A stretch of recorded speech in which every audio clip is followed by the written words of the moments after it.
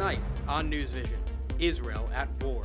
A conflict that's raging thousands of miles away hits close to home for many students and Miami residents. They're seeing innocent people die on both sides. It doesn't matter if you're Jewish, it doesn't matter if you're Muslim or Christian, like no one should have to go through this. Plus, one hotel in South Beach may turn into more permanent housing for some low-income residents, a decision that is causing controversy. We should be people to push forward, start a lawsuit. This way other cities can join us. I'm positive that they will. And later on, how a boxing gym in Miami is helping at-risk youngsters stay safe. The overall goal of my life is to teach people to fight and be strong and be fully self-expressed and learn to honor themselves. So our slogan is we teach kids to fight so they don't. These stories and a lot more on tonight's episode of NewsVision. It starts right now.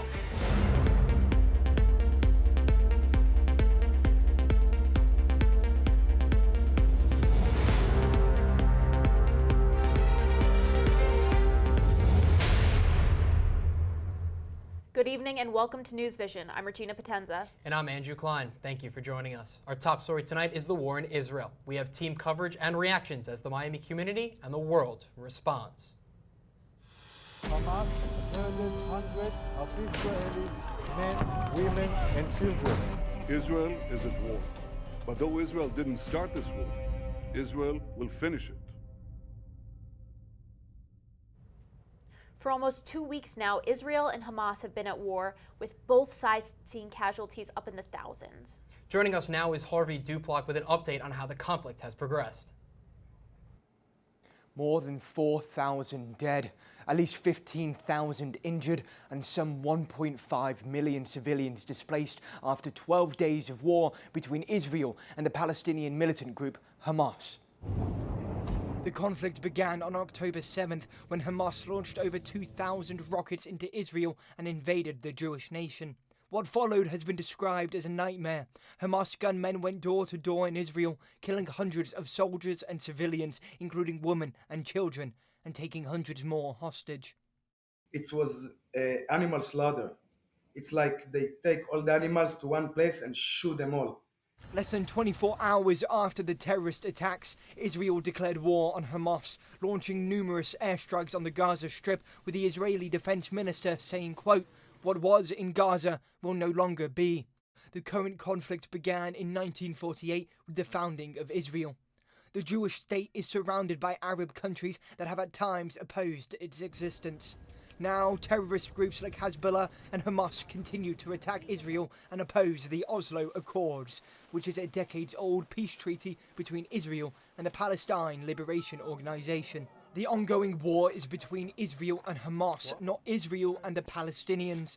Hamas members live in Gaza, so Israel's response will lead to collateral damage.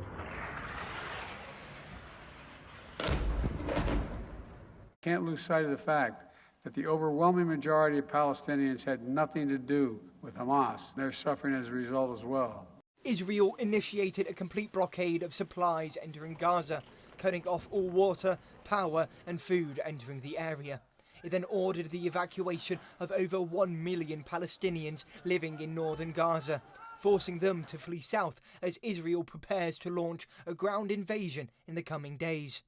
We are trying now to move the civilians so that they will not be hurt, and we want to go in and uproot that infrastructure of terror.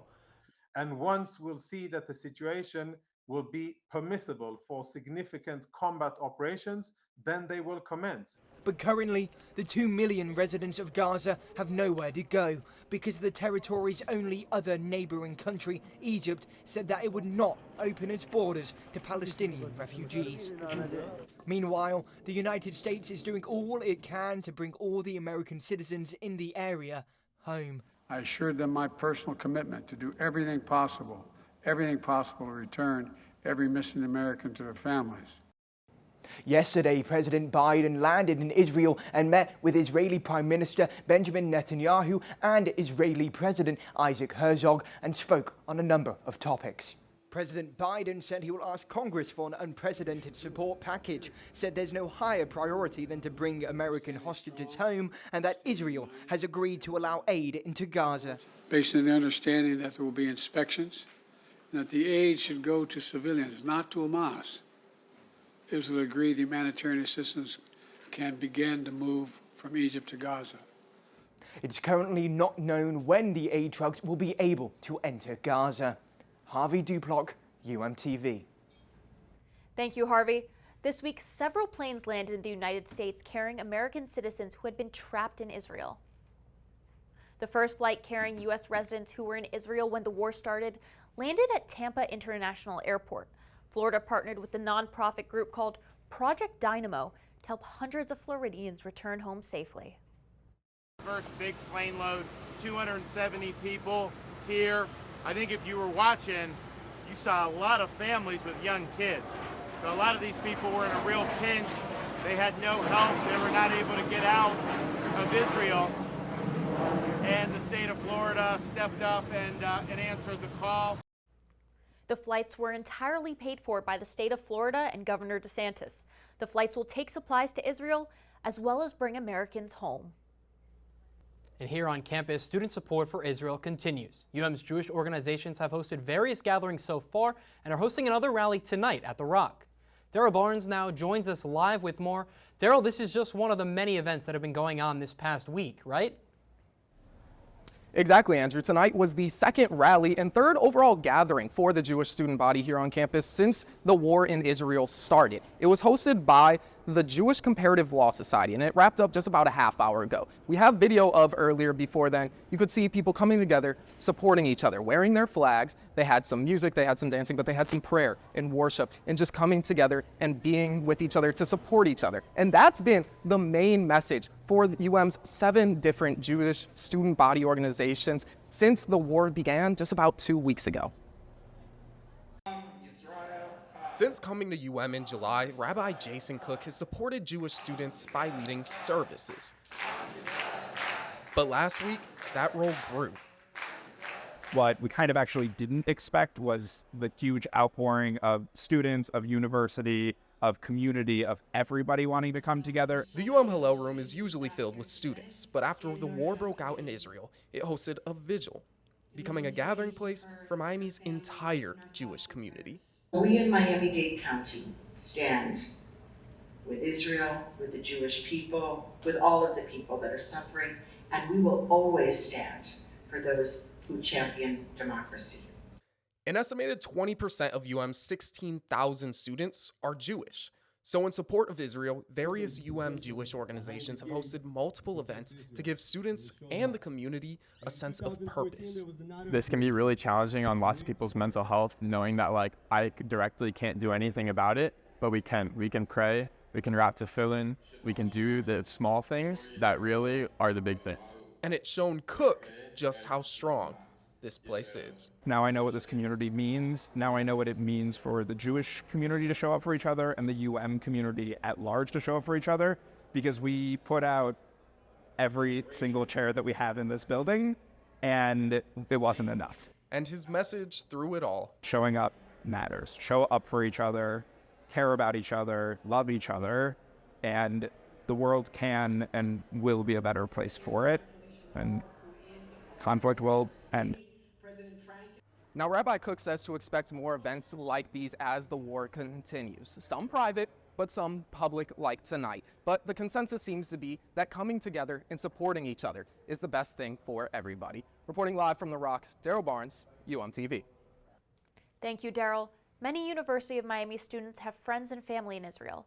I met with some of them. University of Miami junior Alexis Horowitz lost a friend on October 7th. Neda Epstein was one of hundreds of people killed in the Hamas terrorist attacks on Israel. My friend was murdered. The story behind it is truly heroic, and a Hamas terrorist threw a grenade into his apartment, and he was with his girlfriend at the time, and he jumped in front of the grenade to save his girlfriend. Alexis is very worried for her family and friends who live in Israel. They're seeing innocent people die on both sides. It doesn't matter if you're Jewish, it doesn't matter if you're Muslim, if you're Christian, like no one should have to go through this. And my friends are being deployed on the front lines, you know, to defend the Jewish state. And Horowitz is not alone. Dozens of students are directly impacted by the war in Israel. I also have an extended family member. He was an American who came to become an IDF soldier, and he was actually stationed near the border with Gaza, and he was kidnapped by Hamas. We haven't heard from him since Saturday, which is unfortunate and really, really like a situation that I wouldn't wish on anybody. 21-year-old Danielle Chaham finished 2 years of service in the IDF earlier this year and now lives in Miami. When the war began, she re-enlisted and will deploy as soon as her Israeli insurance papers are approved. I'm planning to go back because I want to go help and instruct the combat soldiers before they go in. All of my friends who are in my unit, they're all already there, like teaching and helping the soldiers out, trying to get them to refresh their memory, because what they're doing is they're taking people who haven't shot in years to go fight. Danielle also told me that she will fight on the front lines in honor of her former commander, who died on the first day of war after serving for years in the Mossad, the Israel Special Ops Division. And speaking of on-campus impact, UMTV got a chance to speak with a prominent Jewish figure in the community. We're joined now by Charlie Hill, who sat down with Rabbi Mendy Felig at Chabad at the University of Miami. Charlie? Thanks, Andrew. I'm here at Chabad with Rabbi Felig. Thank you so much for joining us. So first, how is Chabad responding to the conflict in Israel going on right now in relation to students on campus? So really, I would say the best way Chabad can support the students is personally helping them with a shoulder to cry on or an ear to listen, as well as helping them in their activism to make sure it's the right kind of activism. At times like this, there's a lot of rage, there's a lot of anger, a lot of emotions. And the main thing is we want to make sure that while we get to express our support, we're doing it in a way that's helpful and in a way that doesn't harm other communities. We want to make sure that everybody is supported in a way that works. How are you feeling right now about the community? The university has been very supportive from day one. President Frank, I thought, sent out a really good statement that really addressed a lot of the issues in an appropriate way. Dr. Whiteley and Dean Holmes have been extremely helpful, as well as many of the other administrators have reached out to offer support, and it's unwavering. But I am very proud of the university. I'm very proud to say that I spend my time every day here with the students and the faculty and administration at the University of Miami. Right. Thank you so much, Rabbi Felig, for speaking with us today. Thank you, Charlie. During difficult times, it is inspiring to see how the community comes together, even when the conflict is more than 6,000 miles away. Over the past 10 days, the Miami community has gathered at various places to show their support for Israel. One rally took place at the Holocaust Memorial in Miami Beach. I think it's a terrible thing that's happening. I'm so sad about all the things that Israel is going through. It can't happen. People cannot just kill, especially children. The rally ended with people singing the national anthem of Israel, which is a beacon of hope in these violent times.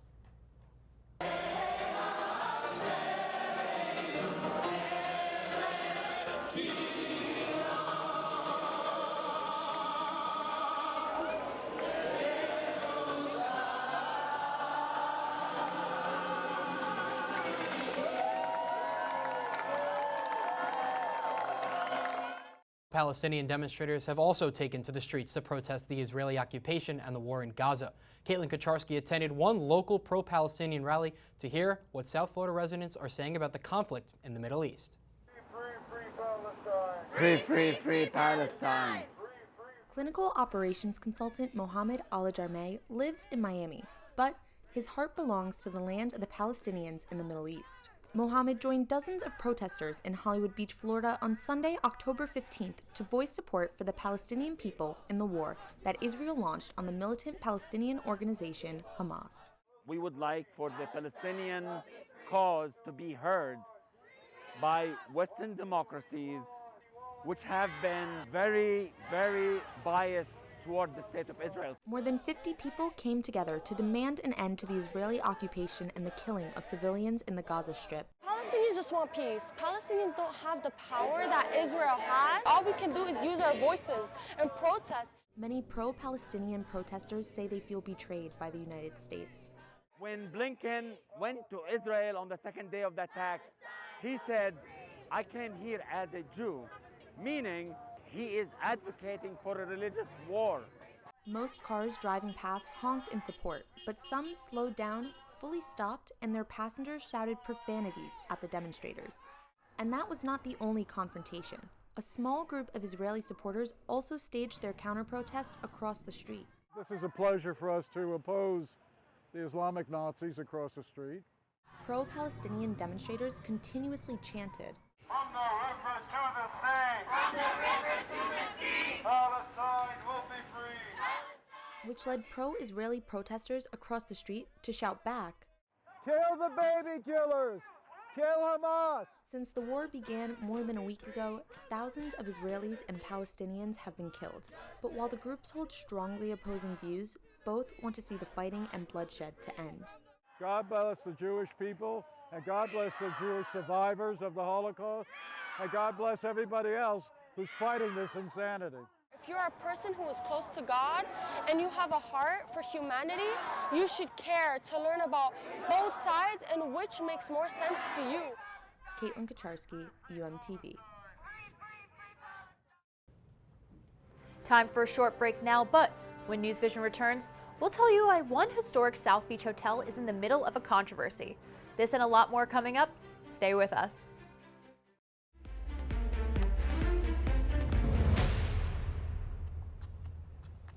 Thank you for staying with NewsVision. We enjoyed a short fall break at the beginning of this week. Andrew, did you go anywhere? Regina, I did. I went to Chicago. It was a little too cold for my liking, to be honest. Oh, the Windy City. Well, I was enjoying the Caribbean weather, and I heard from everyone who stayed in Miami that the weather here was finally nice and even a little bit chilly.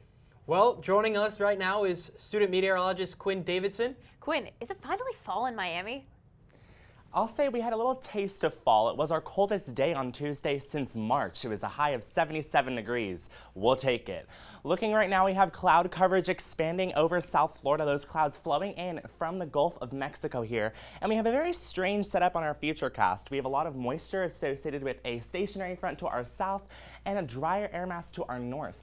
Tomorrow, we have that chance of showers and storms developing just to the south of us here in Miami-Dade County. It's going to basically skim that coastline. So for sure, if you live along the East Coast metropolitan areas or in southern Miami-Dade County or the Keys, be sure to have an umbrella handy in your morning commute tomorrow. There's our cold front stringing down through the Florida Peninsula, moving through, which is going to drop our overnight lows on Saturday to a very comfortable temperature around 71 degrees. Our high will be 89 though, however, very warm for this time of year, and temperatures continuing to trend downwards to the mid to low 80s. And looking at Tropical Storm Tammy, which is sitting just to the east of the Lesser Antilles, 60-mile-per-hour storm moving west-northwest, going to increase into a Category 1 hurricane before making landfall in Guadalupe. So there's hurricane warnings there and tropical storm watches and warnings across the Lesser Antilles. Wyatt? Thank you, Quinn. A building in South Florida might be closing its doors as a hotel. The Clevelander in South Beach has announced plans to give local residents new real estate.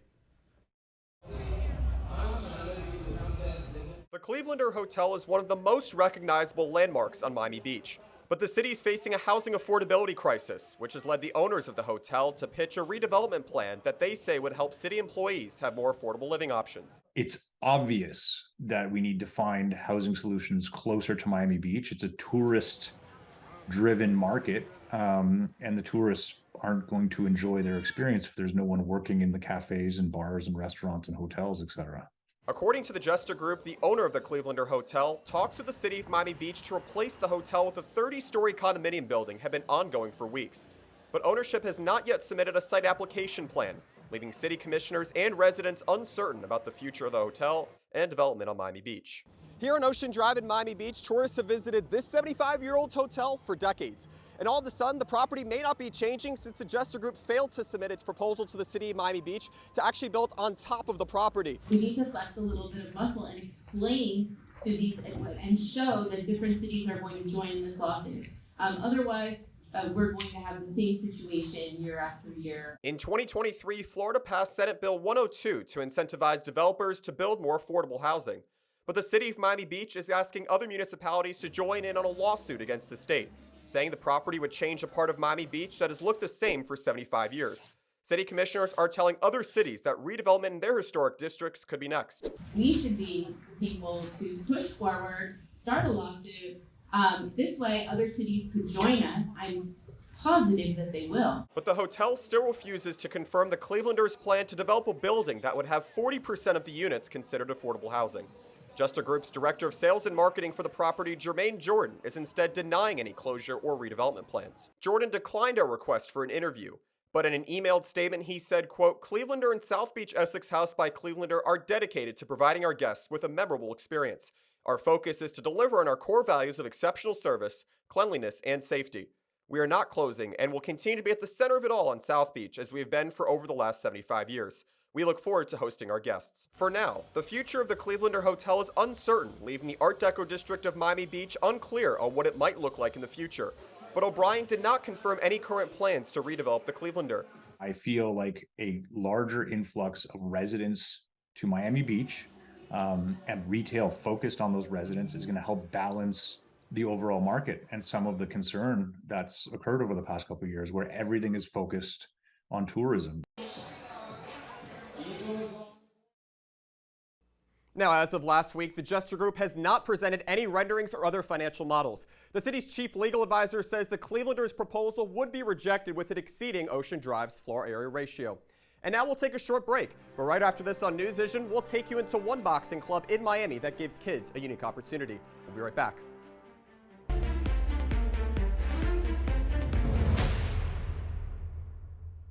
Welcome to sports. I'm Wyatt Kopelman. After deciding not to kneel the ball against Georgia Tech, Miami football went on the road to Chapel Hill, North Carolina, looking for its first ACC win. Let's take a look at the highlights. Now, Tyler Van Dyke leading the offense for Miami, trying to get it started early. He threw for nearly 400 yards in this one, found a wheel route to Jacoby George, 35 yards to the house for the Lauderdale, Florida native. But his opposing quarterback in Drake May had other ideas as well, matching him, finding Tez Walker, the Kent State transfer, lighting up early and giving North Carolina an advantage once again before halftime. Now moving into the second half here, Drake May, once again, he was considered a Heisman candidate coming into the season. He finds his new running mate in Tez Walker again, who had 3 touchdowns. Miami dropped to 0-2 in the ACC with a 41-31 loss. Here's Amarian Hampton, the tailback, going for 60 yards on this one. Mario Cristobal saying Miami had to regroup against Clemson.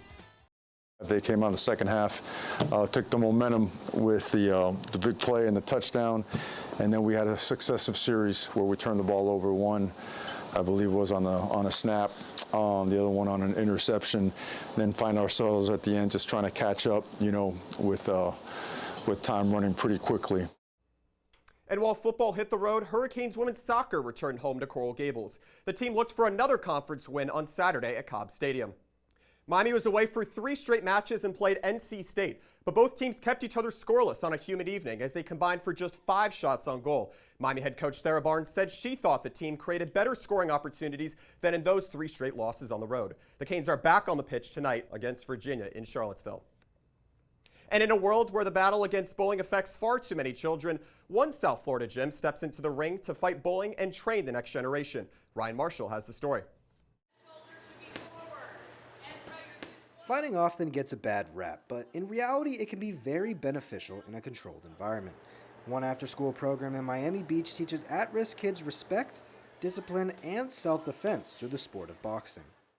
The overall goal of my life is to teach people to fight and be strong and be fully self-expressed and learn to honor themselves. So our slogan is we teach kids to fight so they don't. Jolie Glassman founded Jolie's Kids in 2014 and has been living that motto ever since. The program is run out of South Beach Boxing on Tuesday and Thursday afternoons by head trainer Romeo Montana, whose mission is to help children through boxing, just like it helped him. My dad put me in it to keep me off the streets, and it worked. And I didn't get in trouble, and thank God I'm still here doing what I do, doing what I love. So I want my kids to do the same. And it's here on the gym floor where kids are using punching bags like these to perfect their jabs, hooks, and uppercuts, but they're also learning valuable life lessons to take with them outside of the ring. 17-year-old Keyshawn has been in the program since he was 12. He picked up boxing as an outlet to control his anger. When I was much younger, I was a lot more aggressive, a lot more, angrier, and this just like, I was able to take my anger on something like a punching bag. And for an amateur boxer with Olympic dreams, the Jolie's Kids program has greatly changed Keyshawn's life outside of the ring. But it's helped out Keyshawn a great deal. He's much more, like I said, very calm, very cool, very collective. He's very respectful. While the training in the Jolie's Kids program is tough, the friendships the kids make in the gym are meaningful. But our kids play better together than any environment in boxing, which is funny, where they are fighting, they don't fight. It's only like while they're fighting in the ring, and then they touch gloves and hug after. And Jolie and Romeo are certain that the lessons and skills the kids learn in the gym will stick with them for the rest of their lives. Ryan Marshall, UMTV. Up next on the program, some firefighters have been lingering on campus all day. Find out why when we return.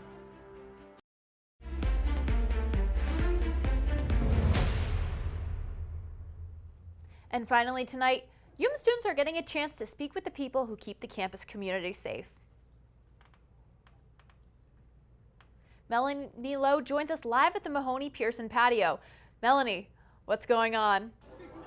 Thanks, Regina. Tonight, the University of Miami Police Department is hosting a night out with first responders. Students, faculty, and everyone else have a really unique opportunity to come out and talk with the people who are working around the clock to keep our campus community safe. Everyone is welcome. As you can see behind me, there's food, drinks, little gadgets over here. It's definitely going to be a fun time. You don't want to miss it. So come on down to chat with first responders from UMPD, Coral Gables Fire and Rescue, and the Office of Emergency Management. In Coral Gables, Melanie Lowe, UMPD. Thank you, Melanie. Well, we really appreciate firefighters here. I mean, yesterday I was stuck in an elevator with 17 other people, and the Miami-Dade firemen came and saved us, and it was really helpful. Yeah, thank goodness. I mean, that is scary. Elevators are not something to mess with, but thankfully we got firefighters, police station to keep us safe, especially being here on campus as college students. Oh, exactly. And that's all the time we have for this edition of NewsVision. Thank you so much for tuning in. But don't worry, we'll be here next week at the same time, same place. Have a great night.